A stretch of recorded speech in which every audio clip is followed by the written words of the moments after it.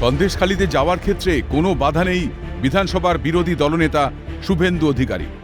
মঙ্গলবার এমনটাই জানিয়েছে কলকাতা হাইকোর্টের প্রধান বিচারপতি টি.এস. শিবাজ্ঞানাম ও বিচারপতি হিরণময় ভট্টাচার্যের ডিভিশন বেঞ্চ।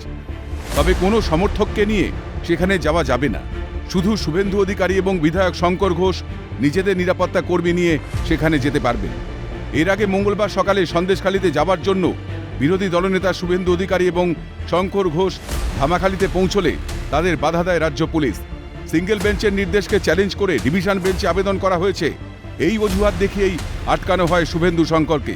রাজ্যের সেই আবেদনের শুনানিতে প্রধান বিচারপতি টি.এস. শিবাজ্ঞানাম প্রশ্ন তোলেন, কোনো মিটিং মিছিল না করে অনুগামীদের না নিয়ে কোনো নির্বাচিত জনপ্রতিনিধি যদি যান তাহলে অসুবিধা কোথায়?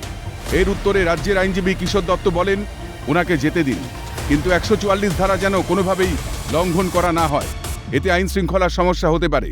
এদিন আদালতে সেন্ট্রাল আইবি রিপোর্ট জমা দেন রাজ্যের আইনজীবী। তিনি বলেন, আইন শৃঙ্খলা নিয়ে ওরা কি ভাবছে তা আদালতের জানার প্রয়োজন আছে। উভয় পক্ষের সওয়াল জবাব শেষে রাজ্যের চ্যালেঞ্জকে খারিজ করে শুভেন্দুকে সন্দেশখালি যাওয়ার অনুমোদন কলকাতা হাইকোর্টের প্রধান বিচারপতি ডিভিশন বেঞ্চের। পাশাপাশি এ নিয়ে সিঙ্গেল বেঞ্চের নির্দেশকেও বহাল রাখে ডিভিশন বেঞ্চ। তবে সিঙ্গেল বেঞ্চের শর্ত মেনে সন্দেশখালি যেতে হবে শুভেন্দু শঙ্করকে। শুভেন্দু অধিকারী নিজের সিকিউরিটি নিয়ে ভিতরে প্রবেশ করতে পারবেন, সন্দেশখালিতে যেতে পারবেন, তাতে কোনো বাধা নেই, কোনো অসুবিধে নেই। সিঙ্গেল বেঞ্চের নির্দেশনামা বলবৎ রাখলেন এবং যা যা নিয়মাবলী বিচারপতি কৌশিক চন্দ্র দিয়েছিলেন সেই নিয়মাবলী মেনেই শুভেন্দু অধিকারীকে প্রবেশ করতে দিতে হবে, এমনটাই নির্দেশ প্রধান বিচারপতি ডিভিশন বেঞ্চের। মঙ্গলবারের এই শুনানি নিয়ে কি বললেন শুভেন্দুর আইনজীবী বিল্লদল ভট্টাচার্য, শুনুন।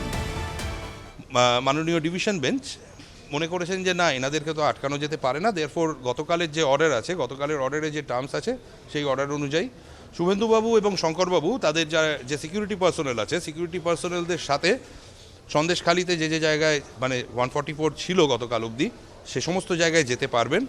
হ্যাঁ, যেরকম আন্ডারটেকিং দেওয়ার তো আন্ডারটেকিং জমা দেওয়া হয়েই গেছে, তো ওনারা গিয়ে দেখা করে। মঙ্গলবার ডিভিশন বেঞ্চের এই নির্দেশে শুভেন্দুর বড় জয় বলেই মনে করছে ওয়াকিবহাল মহল। ক্যামেরায় সন্দীপ পালের সঙ্গে অভিরূপ হাজরার রিপোর্ট, ক্যালকাটা নিউজ।